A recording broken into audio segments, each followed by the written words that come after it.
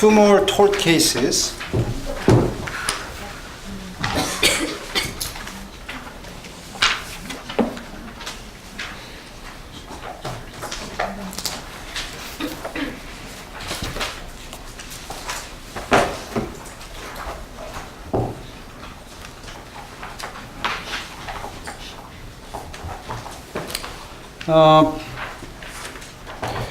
You read Bosley vs. Andrews about bull chasing after one man who fell down to suffer anxiety attack.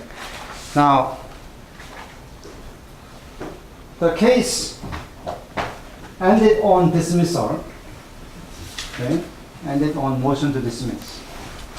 It said a non-suit, but that's what motion to dismiss is, right? That the facts alleged by the plaintiff do not add up to a legitimate suit, because even if they are true, the court cannot provide any remedy. Okay, that was Bosley versus Andrews. Now, is that what element of okay, what cause of action are we talking about? There are three causes of action in area of torts, right? Which one?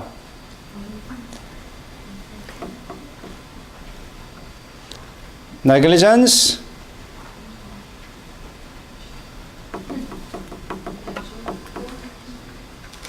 intentional tort, but the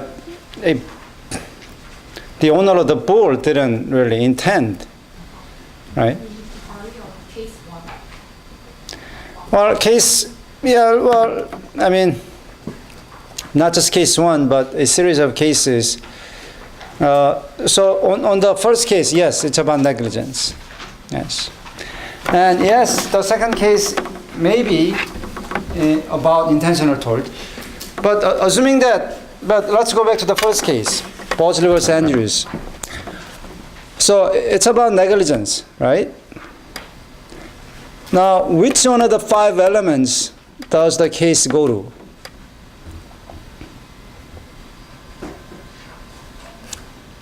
What are the five elements of negligence? Duty, breach of that duty, factual causation, legal causation, and damages. Which one of the five elements does the case go to? Legal causation. Okay.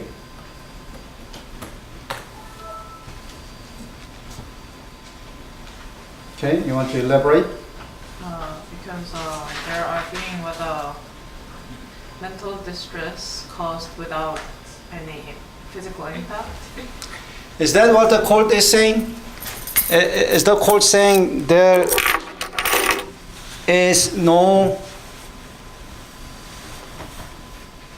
is the court saying the mental damage is not that great when there is no physical impact? Or is the court saying something else?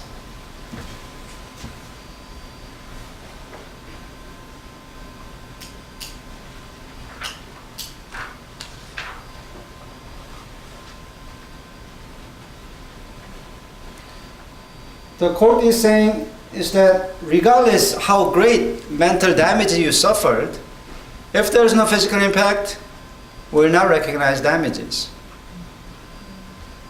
Right? So no matter how much mental damage you prove, will not take your proof as proof of damages. So what does the case go to? Which element of the negligence does the case resolve? Damages. Right? So, Bosley vs. Andrews defined what is legally recognized damage.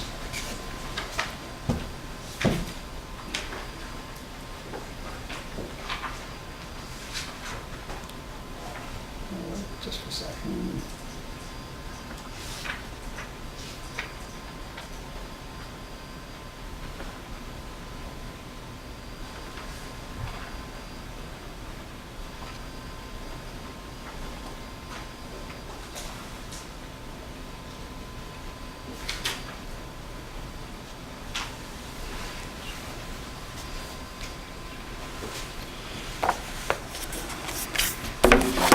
Okay, second case, Acton Road.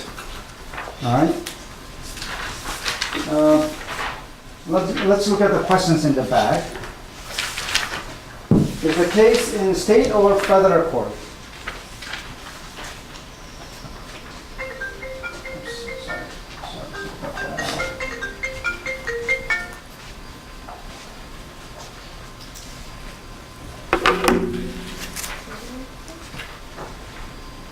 Federal court. Who said that? Okay, how do you know? But there is a state court of appeals too, right? Yes, United States. When it says U.S. something, it is usually federal agency. So there is no. Okay, so whenever it says United States, that means it's a federal government or federal something. Okay. Why? Why are we in federal court? Now, federal court is what? Court of general jurisdiction or court of limited jurisdiction?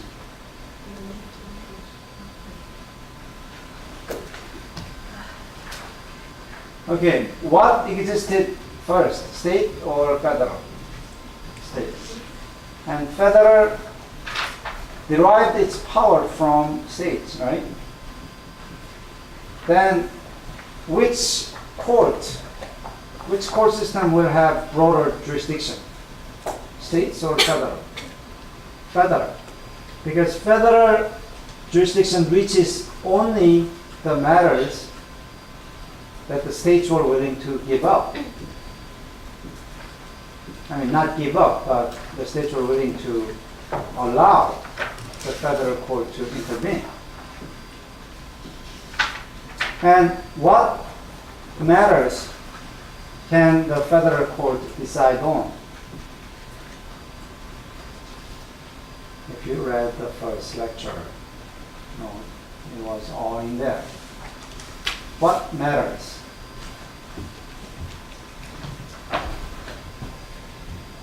Federal law question cases and diversity cases. Okay. What case is this? Diversity case. Why? Where are the parties from? Different states. Like where? Illinois and Pennsylvania. Yeah, Illinois and Pennsylvania. Good.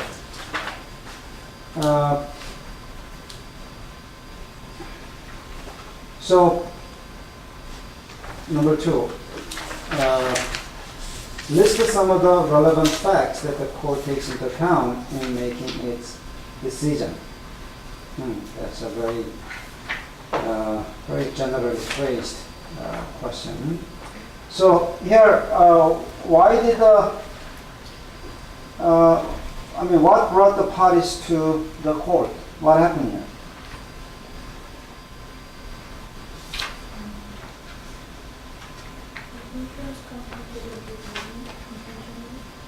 Right. And what happened in the lower court?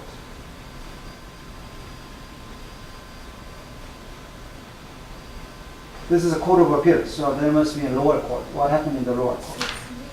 Dismissed. Why dismissed?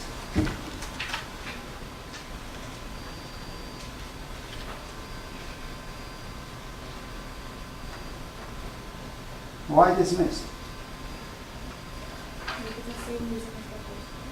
Okay.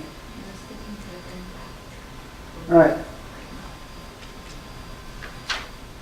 Failure to pay the insurance proceeds didn't have any physical impact. It just made it difficult economically for the plaintiff. There was economic impact, but not physical impact. Plaintiff has appealed, and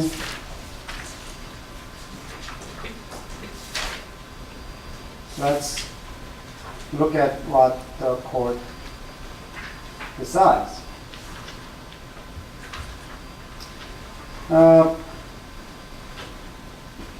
So what are the facts that, or it's kind of reverse. We should not ask that question first. So what's the issue in this case?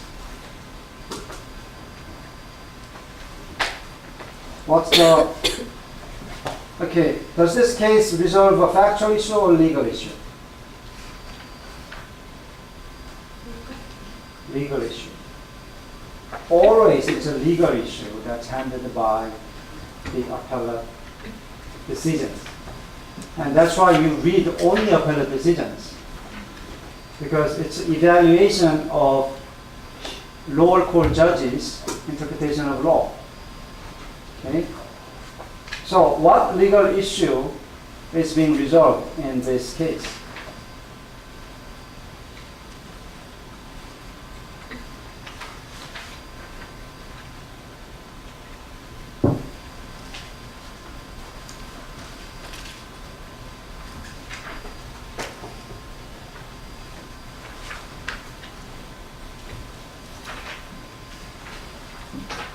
Whether to recognize the new court, Okay. which is mental distress caused by insurer's conduct. Okay.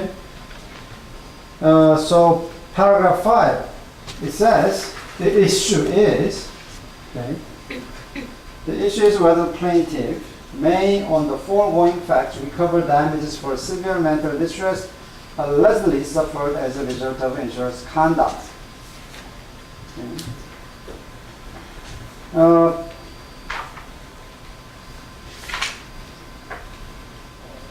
And what do the court say right after that? Illinois law controls our decision, and in anticipation that Illinois Supreme Court would hold as we do, we decide the issue in favor of plaintiff. Okay. Why does this court anticipate or try to anticipate what the Illinois Supreme Court would rule? Because this is a federal, so is federal court applying federal law in this case? No. This is a diversity case, right? Which means there is no federal law here. It's a state law they try to apply. And applicable state law must be Illinois law. And who will have authoritative voice? Who issues most authoritative interpretation of Illinois law? Illinois Supreme Court. That's why the court is trying to anticipate what the Illinois Supreme Court will do. And what are the cases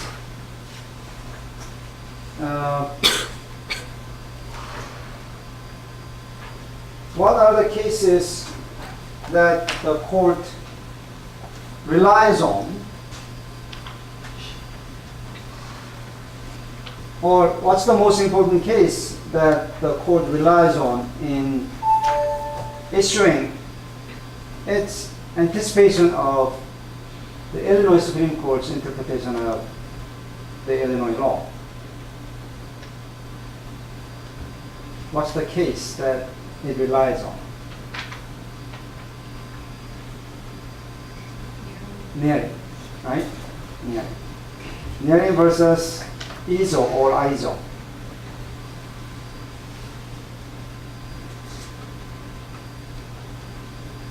And why did they pick this Nearing case? It's a federal court, but they picked Nearing versus ISO. Is this federal case or state case? State case. It says IRR, right? It means Illinois, right? And there is a reason for doing that, because they are asked to rule on Illinois law, right? And what happened in Nearing?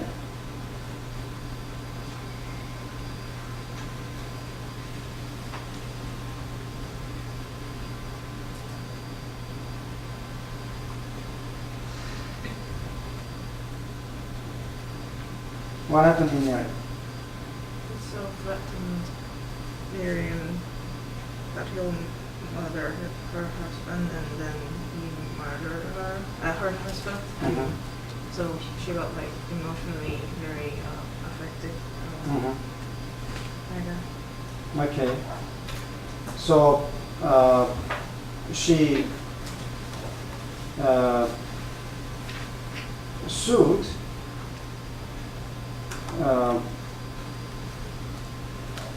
sued the defendant probably for wrongful death.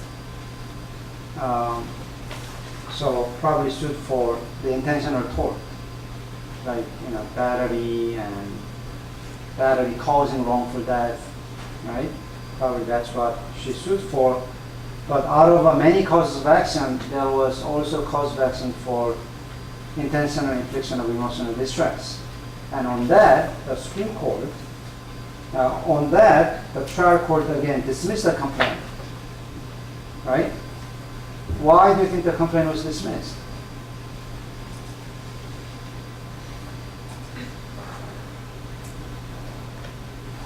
So, I mean, probably she got compensation for, her husband's death, like for not getting the income, and whatever he would have received had he been would pass to her because she will be the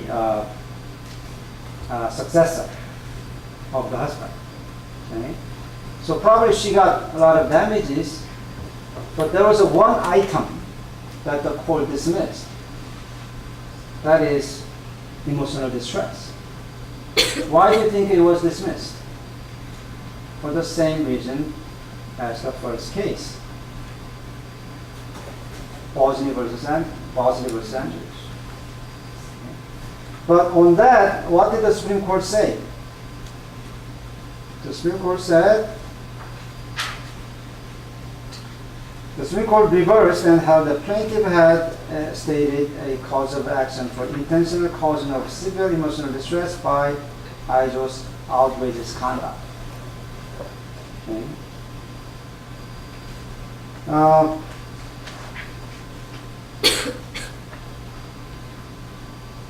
And in doing so, the Supreme Court said it's recognizing a new tort. So this tort does not require physical impact, right? It doesn't require physical injury.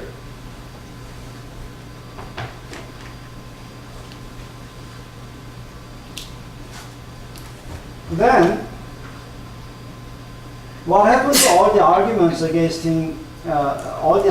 against recognizing mental damages that were presented in Kuocw versus Andrews? Remember all the arguments that were presented against recognizing purely mental damages? Why would the Illinois Supreme Court recognize this purely mental cause of action? What are the arguments? Or what are the counter arguments to the arguments against recognizing purely mental damages? One of them was can't prove that it's from a case because of that person. Can't prove that it's because of that person, can't prove that it actually existed. Right. So, if you look at paragraph 8, it goes through arguments. It goes through arguments against recognizing purely mental damages and answers each at a time. So, why don't you start? Take the first one and tell us, or just read to us what the first argument is and how the court disposes of it.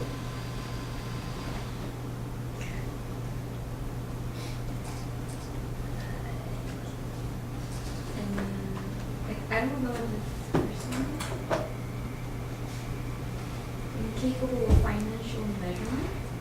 Okay.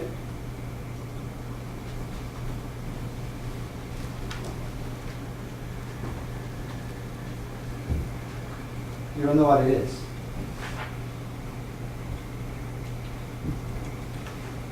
What do you think is meant by the statement that mental disturbance is incapable of financial measurement? This is on the right column, 6 lines down, right? What? As to the reason that mental disturbance is incapable of financial measurement. Or what do you think that statement means? Like if you have a damage or so-called mental disturbance, somebody has to pay back for that, like the defendant in this case. Right. And because mental disturbance is incapable of financial measurement, they can't define how much they should pay back. Right. That's why mental damage, purely mental damage, is not recognized.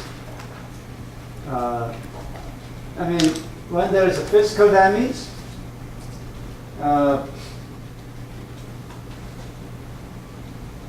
it allows some measurement, some financial measurement on mental damage as well. When there is accompanying physical damage, it works like this. Let's say I have my hospital bills came out to be like $1 million. The more hospital bills I jacked up means I was treated more, right? That means that I went through more operations, right? That I went through more operations means I went through more hardship and I had to go through more efforts undergoing those operations. So the mental damages can be increased roughly in proportion to the physical damage you suffer. The idea is that if you lost one leg, the mental damage for losing one leg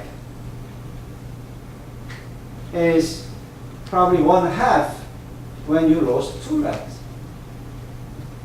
It doesn't make a lot of sense, but roughly you can kind of argue, right? If you suffer this much losing one leg, probably you suffer the same when you lost another one, so it should be double. Or you can say, maybe losing your only leg cost you more mental damages, so maybe it's not double, maybe it should be triple, something like that, right? And there is no, if you recognize the purely mental damage, there is nothing that you can compare that against, right? There are no kind of a visible, tangible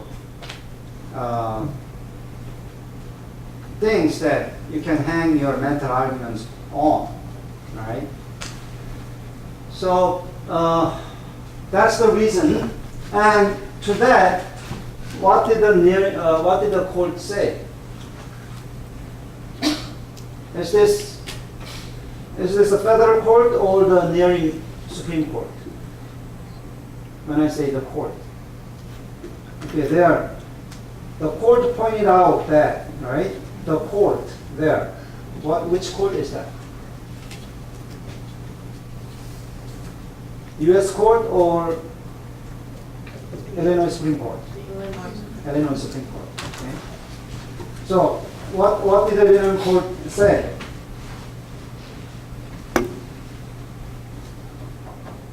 The court pointed out that pain and suffering and mental suffering are elements of damage respectively in personal injury and malicious. Can be proven now. Yes, it's being proven, somehow. I don't know how that happens, but it is being calculated.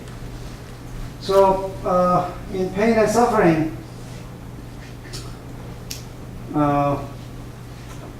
there's a lot of talk about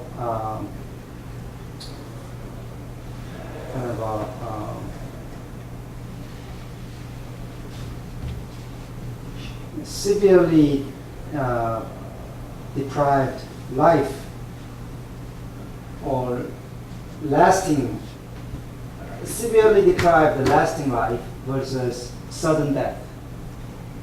Which one causes more mental damage?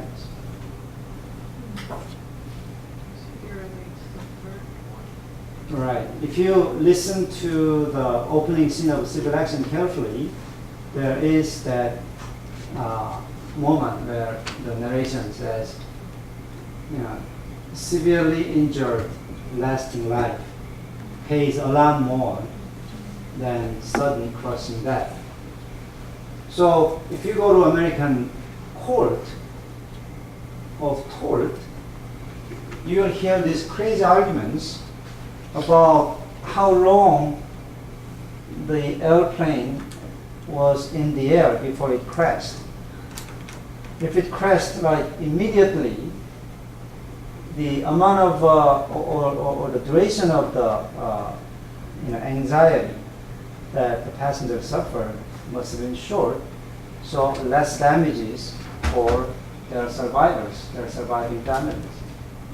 But if the plane is proved that the plane was in the air, up and down, right, circling for a long time, while the passengers were conscious of the impending death, then their mental damage must be greater, right? Because they suffered more, right? So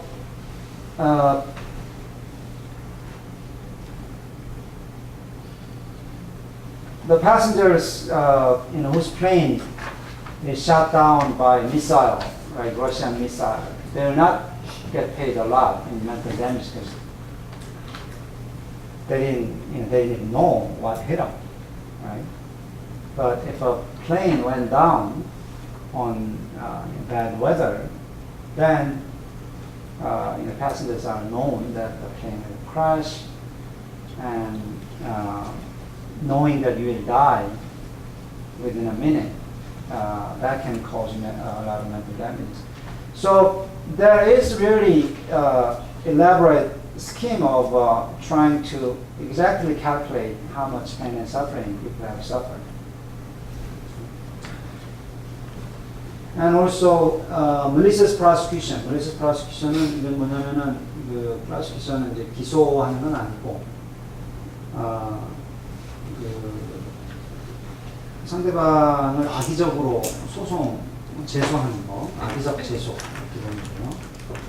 악의적 제소 같은 경우도 물리적인 그 임팩트가 없는데도 불구하고 이때 그 정신적 손해를 다 인정하고 있다라고 답을 하고 있고. Okay, the second one. Well, there might be unnecessary frivolous claims once the court recognizes the new tort. Okay, where is that? So they might claim that slight hurts from the offender caused their mental damages. Okay. So the court might answer that they have enough experiences to distinguish slight hurts from outrageous conduct. Okay. You kind of jump to the third one. So, like right in the middle of that column, as for the reason that recognized the new tort would lead to frivolous claims, the court observed that trials of fact from their own experiences would be able to draw a line between slight hurt and outrageous conduct. Trials of fact. Who are trials of fact?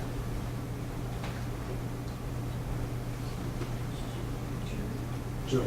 Yes. Jury will be able to distinguish between slight hurt and outrageous conduct. But do you understand that sentence? I mean, the argument is that new tort would lead to frivolous claims because mental damages have no evidence, right? Other than the testimonies of the patient. So that's the argument, but the court says Oh, the jury can tell between slight hurts. Jury can tell slight hurts from outrageous conduct. Is that an answer to the? Is that a proper answer to the argument? Well, if the jury can tell, and people know that jury can tell, people won't make frivolous claims. if I know, they- I know, but they know is that the they- distinction? Is there really a distinction between slight hurts and outrageous conduct? Because a slight hurts is the result, outrageous conduct is the cause, right? I mean, outrageous conduct, like normal conduct, can cause great hurts. Outrageous conduct can also cause slight hurt, right? There's really no one-to-one matching there. So I think that is a kind of mistake by the kneeling court. Because what the trials of fact, what the jury should be able to distinguish to avoid frivolous claims is being able to distinguish between slight hurts and great hurts, right? Or slight hurts and severe hurts. And, grant damages only in case of severe hurts, right? That's what's needed. Okay, next. You can do the second one too, if you like. The second one is mental consequences are too evanescent for the law to deal with. The court noted that psychosomatic medicine had learned much in the past 30 years about the bodily effect of man's emotions, and that symptoms produced by stronger emotions are now visible to professionals. Okay, good. Some mental damages have physical manifestations. And psychosomatic medicine, I mean, we are talking about like 뇌파 검사기, 이런 걸 통해서 물리적인 측정을 할 수 있다는 거죠. Okay, last one. Next.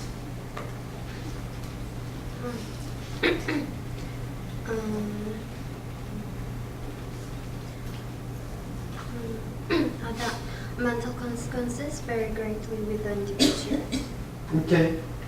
And what was the nearing court's answer to that?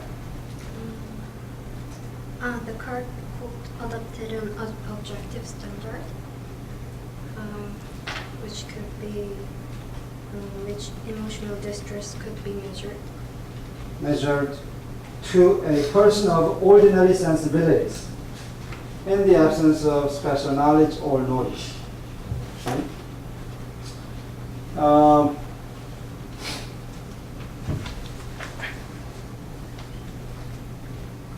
Would be a sufficient limit for excluding mere vulgarities as meaningless, abusive expressions. What do you think the court is talking about? Mere vulgarities or meaningless, abusive expressions?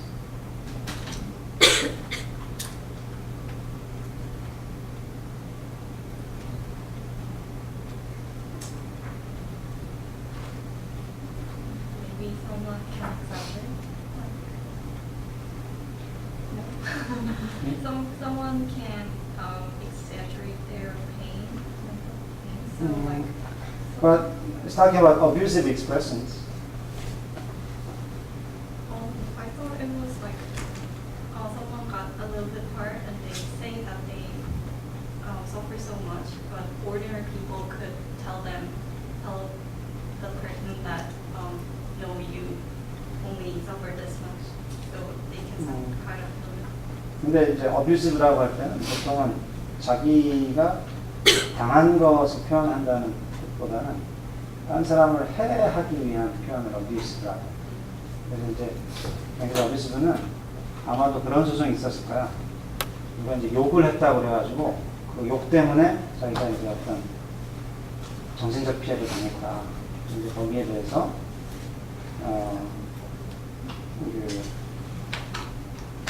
the standard of severe emotional distress to a person of ordinary sensibility.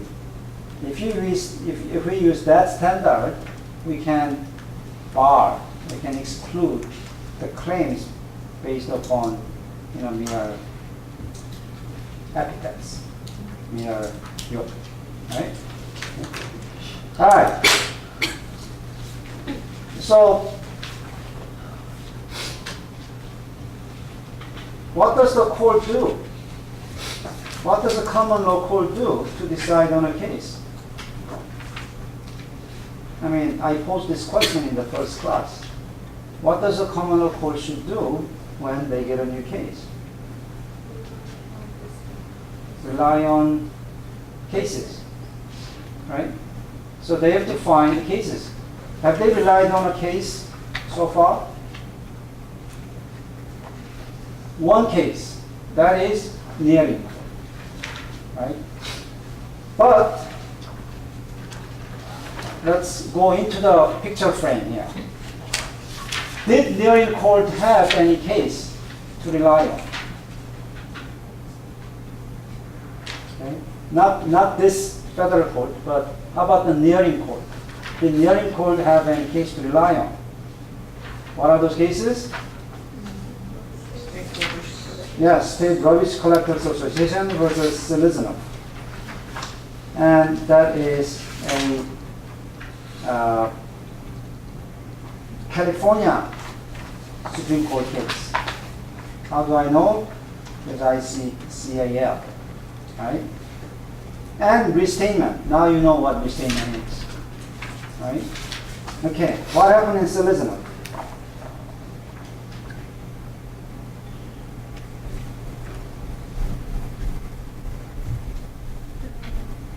Rubbish collectors is Liznov can recover from the Process and Rubbish Collectors Association for mental distress caused by the association's threats to beat him up. That's where it's from. Okay. So, did Selizanov or did Rubbish Collectors Association? What a great name for an association. Sounds like a rubbish association. So what did Rubbish Association actually do? Did they actually beat up Selizanov and take away his truck? Just made the threats, right? On that, what did California Supreme Court do against the insurance company? Probably the insurance company, probably Selizanov had insurance, and Selizanov sued for mental distress that he suffered being threatened by the Rubbish Collectors Association. And what happened?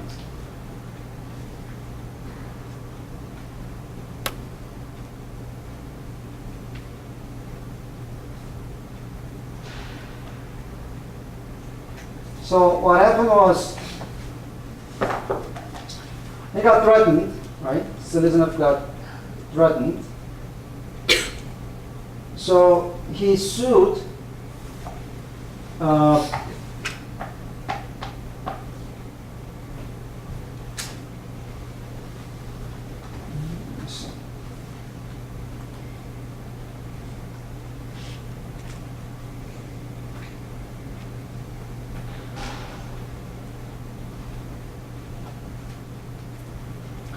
and the insurance company that was responsible for paying the damages didn't pay out.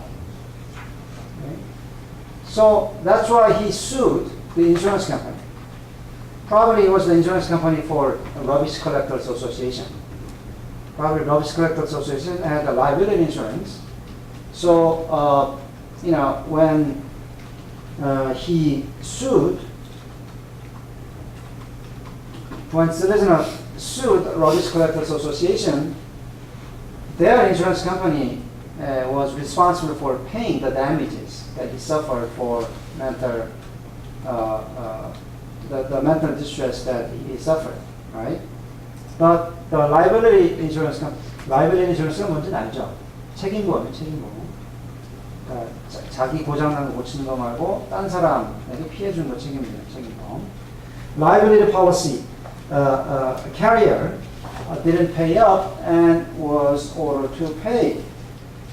Okay, and what happened in the next case? Chrissy. Again, it was insurance company's failure to settle. Okay. And how about in Fletcher versus Weston?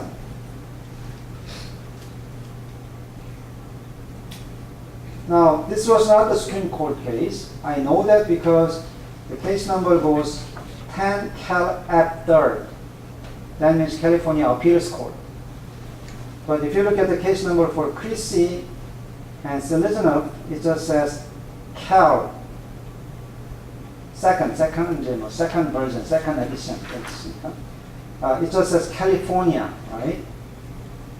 Chrissy case number is 66, California 425, right? So that's the Supreme Court. But Fletcher case is 10 Cal App 376. So that is a appeals court case. And what happened there? Again, insurance company not willing to make payment. Okay.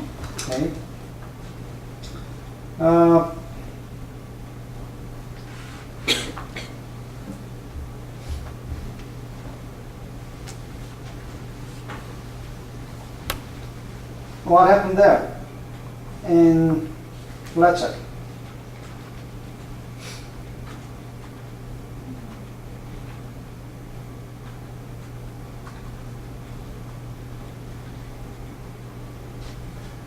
What happened in the lower court? Who won in the lower court? At the trial court of Fletcher, who do you think won? The company won. How? On? Ball-centric communications. I know, but so the company made those communications, right? Threatening communications. Yet the company won. How?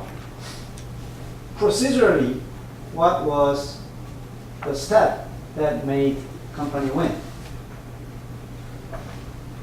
Can you guess? Well, you don't need to guess. It's right there. Judgment NOV, right? What is JNOV? Judgment notwithstanding verdict. So who do you think the jury ruled for?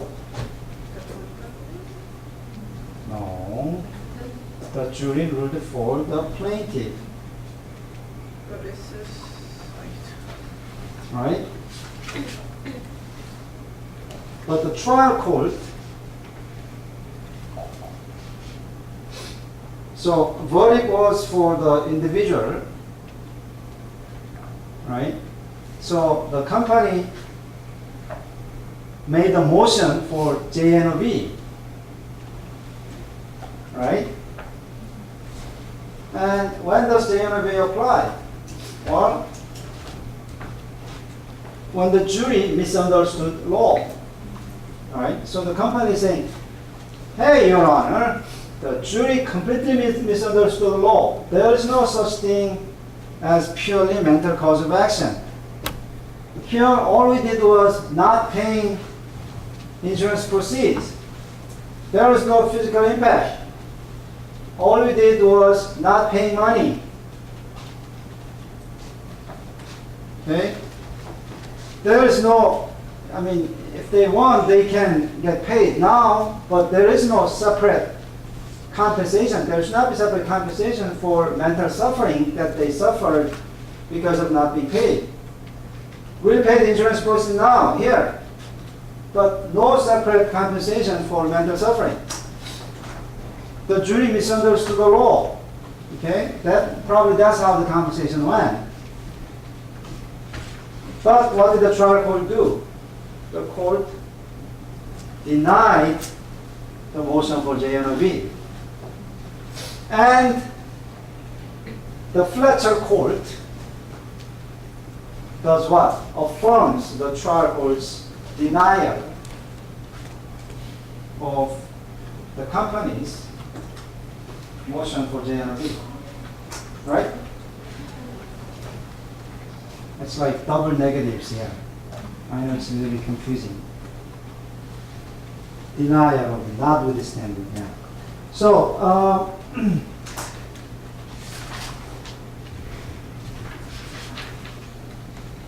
what do you think? Do you think that these are like compelling precedents? If you just look at the facts, I mean, don't look at what courts come from, what courts cases come from. Just look at the facts, and think about the speeding ticket case. Do you think that the Nearing case and Silivanov,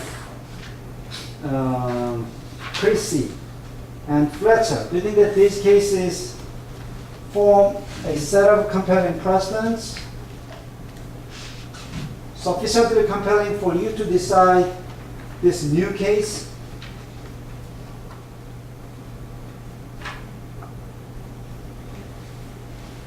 Yeah. I mean, what happened in this case? Or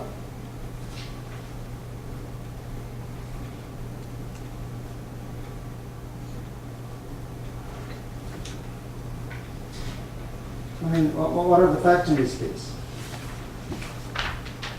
Paragraph 3, right? Defendants, under the policy, insurer agreed to pay plaintiff $5,000 immediately upon due proof of death from accidental causes. On December 17, the insured was an accidental victim of a homicide. Okay. Plaintiff met all the conditions of the policy and repeatedly demanded payment, but insurer refused to pay. The decedent left the plaintiff with several children, but no property value. She had no money, not even for the funeral expenses. Denied payment by the insurer. She was required to borrow money to support her family while her financial condition worsened. The family was required to live with and accept charity from relatives. Further, insurer knew or should have known of the death of the decedent from accidental causes and a plaintiff's dire needed a policy proceed, yet insurer repeatedly and deliberately refused her demand for payment.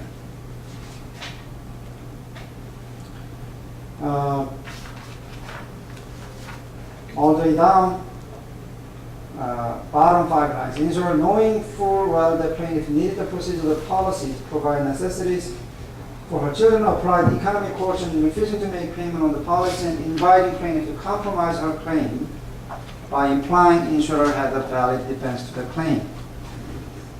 Okay. 뭐 이제 한 100불 주겠다고 했겠죠. 원래 5,000불 받아야 되는데. And compare the facts to the facts of Nearing.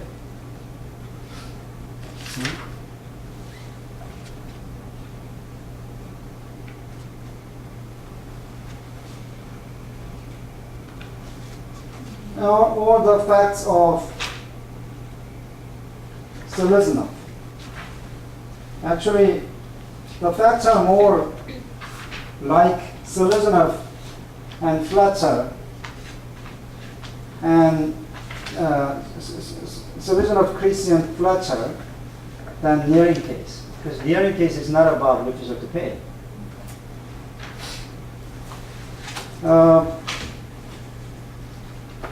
Okay, and then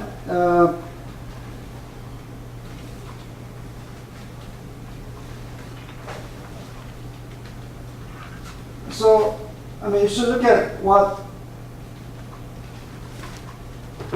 but this can be compelling precedents, right? Kuocw and Selizner, Fletcher, they all provide good basis to rule against insurance companies deliberate refusal to pay proceeds. Okay, but are they mandatory authority?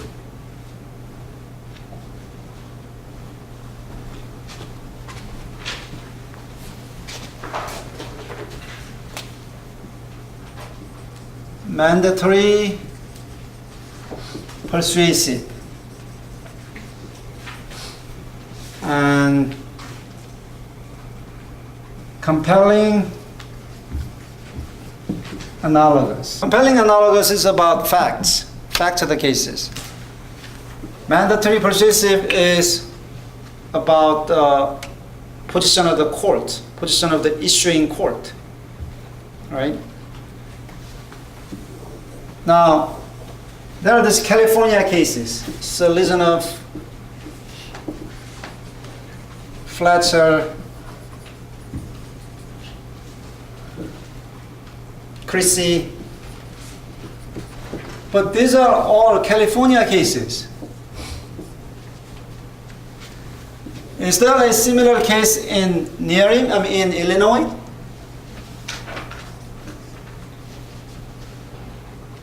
Apparently not. If there were, probably Nearing court cited it, but there is only Nearing case.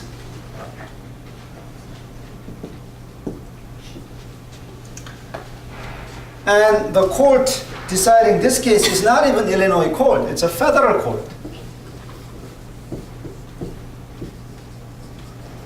Federal court applying Illinois law.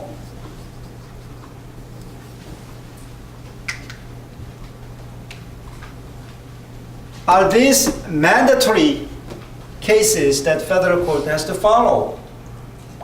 No, right?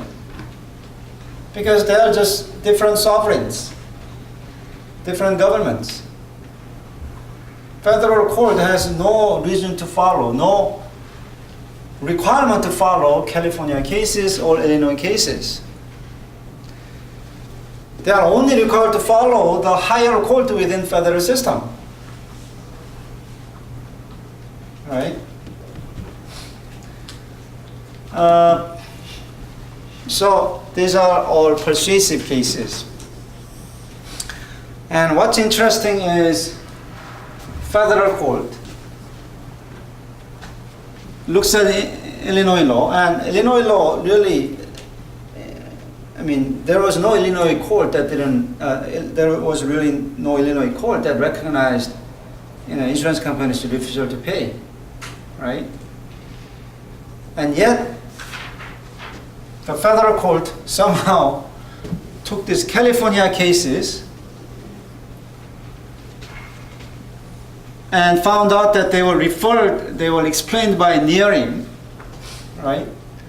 And then use it to reinterpret Illinois law. Okay. So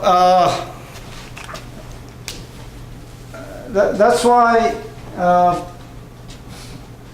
this decision. That's why the federal court went into the details of the California court cases, because California cases are about the refusal to pay, right? Are about insurance companies refusal to pay. Nearing case is not about refusal to pay,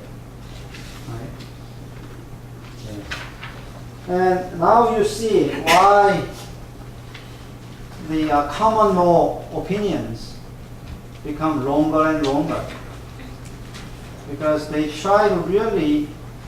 really go extra mile in trying to justify their decision in relation to other cases, even if they are not mandatory authorities, even if they are not cases that they have to follow, they reason with them. 거기 보면 이제 한국 법원 판결은 보면은 대법원 판결 아니면 거의 인용을 안 하죠. 인용하더라도 대법원 판결의 사실들을 언급하는 경우도 드문. So that's one difference that you should keep in mind. So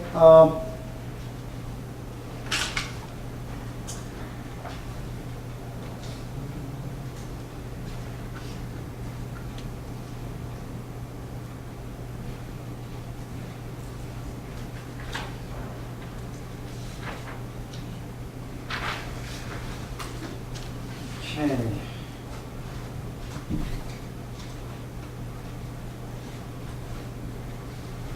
And then the California court in Fletcher proposed like 4 elements in paragraph 10 of intentional infliction of emotional distress. Outrageous conduct by the defendant, defendant's intention of causing emotional distress, and plaintiff suffering extreme emotional distress, and actual and proximate causation of emotional distress. Okay? So this is a new intentional tort. Okay? And if you look at paragraph 12, it talks about the restatement position. Now, having said all that, this will be the last question. Number 12. Are courts in Illinois bound by this decision? Actually, let's start with the number 11. What will happen now that the court has made its decision? What happens to this case after this?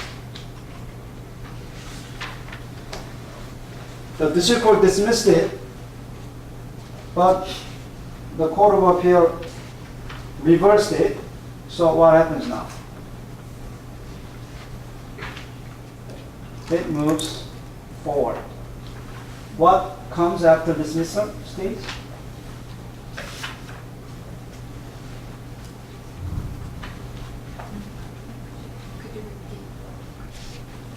Okay, what happens to this case now that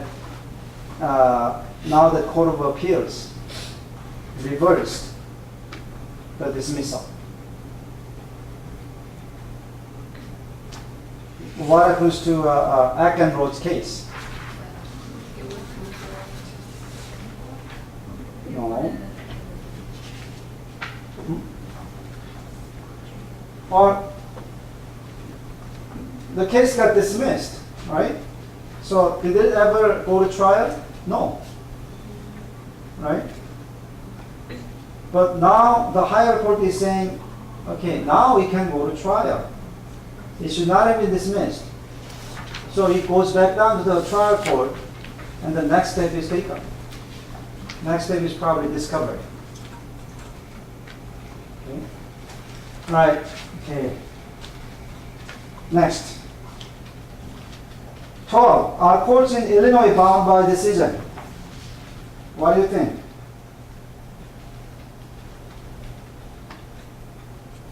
Are courts in Illinois bound by this decision?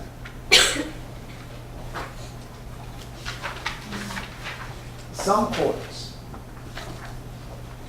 federal courts, but Illinois courts are not. The state courts are not, because it's a separate government. Yes, they can both interpret Illinois law, but one system's interpretation is not binding upon another system's interpretation. Okay? Yes? All right, think about question 13. So the court of Illinois can dismiss this case if they want? But Illinois court, it didn't go to Illinois court. It went to federal court. Oh, federal court in the first place. Yeah. Or look at question 13. If plaintiff had a home and enough money to provide for herself and her children without having to depend on payment from the insurance company, how do you think the court would have decided the case? What do you think?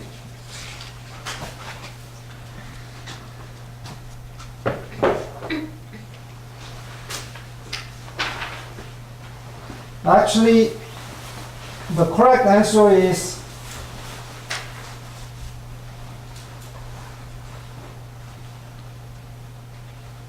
it doesn't matter, because here the federal court tried to answer a legal question.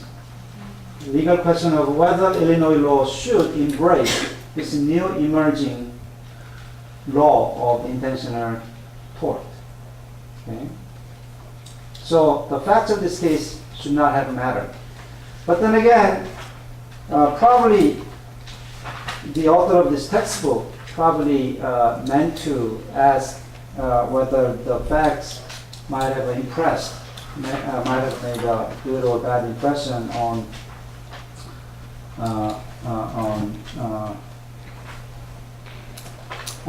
the judges of the federal court. In that way, I mean,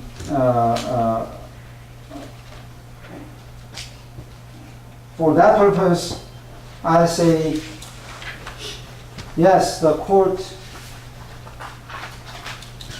would have decided differently, because why? Why do you think the court would have decided differently? What? Because in this situation, this is no more. Okay, and It won't be considered as outrageous. okay, there's something better that I'm looking for. Huh? Okay, and severe extreme emotional distress, right? Will not be there if she were rich, right? Okay, we went over time. Let's end it here. We will end earlier next Tuesday to compensate for the overtime today. Okay? All right. Remember that. See you next week.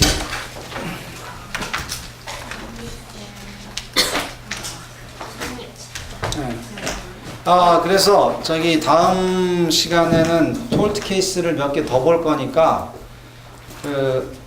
제가 저기다 올려놓을 거예요. 블랙보드에 그 케이스들을 다 읽고 오세요. 이건 조금 더 긴 케이스들이에요. 한꺼번에 올렸지, 조교가. 그거 읽으시면 돼요. 그 앞에 2개 읽으라고 하셔가지고 그거 말씀하시는 건가요? 아니면 그 다 읽어야 돼요? 그거 5개인가 있는 거? 내가 골라줄게. 네. 근데 여기에서 그 페더럴 케이스 파트에서 디스미설이 리버스 됐으면은 그 페더럴